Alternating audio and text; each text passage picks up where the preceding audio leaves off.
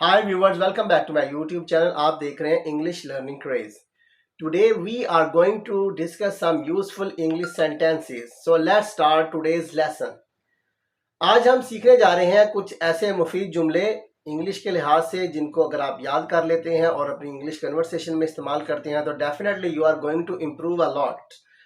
तो शुरू करते हैं। पहला जुमला है, ये महज एक अफवाह है, यानी ऐसी बात जिसमें कोई सदाकत नहीं है, कोई सच्चाई नहीं है। इसकी इंग्लिश है it's merely a rumour. Next sentence है, बिला झिझक बात करें, यानी बगैर किसी खौफ खतर के, बगैर डरे आप बात कर सकते हैं। Feel free to speak. Next sentence है, क्लास हो रही है। अमूमन बच्चे शोर कर रहे होते हैं या टीचर आपसे कह सकते हैं कि बच्चों शोर मत करें, क्लास हो रही है। The class is in progress. Next sentence है, वो अभी तक नहीं आई। किसी खातून का आप इंतजार कर रहे हैं और वो अभी तक नहीं आई, उसकी इंग्लिश होगी she hasn't come yet. Next sentence है, कितने अफसोस की बात है। कोई ऐसी बात या कोई ऐसा रवैया किसी की तरफ से पेश आए तो आप कहेंगे हाउ पिटिएबल, यानी कितने अफसोस की बात है। नेक्स्ट सेंटेंस है, मेरी आंख फड़क रही है। और ये ऐसा जुमला है, ये बहुत ज़्यादा लोग इस्तेमाल करते हैं, अमूमन ख़वातीन इस्तेमाल करती हैं। उसको इंग्लिश में कहेंगे माई I is twitching. Next sentence है, वो फजूल खर्च है, यानी ऐसा शख्स जो बगैर वजह के, बगैर मकसद के पैसे खर्च करता रहता है उसे फजूल खर्च कहते हैं। इसका इंग्लिश सेंटेंस होगा he is a spend thrift.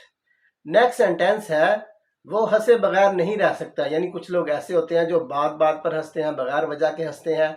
इसको इंग्लिश में कहेंगे ही कांट हेल्प लाफिंग। कुछ सेंटेंसेस देखते हैं। नेक्स्ट सेंटेंस है, अपनी अकल इस्तेमाल करो, यानी अपने दिमाग का इस्तेमाल करो। इसकी इंग्लिश होगी use your wits. Next sentence है, तुम क्या करने वाले हो। अक्सर लोगों से हम डरे रहते हैं कि पता नहीं अब ये क्या कम कर दें, तो उसके लिए इंग्लिश में कहेंगे what are you up to. Next sentence है, मेरी गाड़ी खराब हो गई थी, यानी आपकी गाड़ी में कोई खराबी पैदा हो गई, तो उसके लिए इंग्लिश में कहेंगे माई कार ब्रोक डाउन।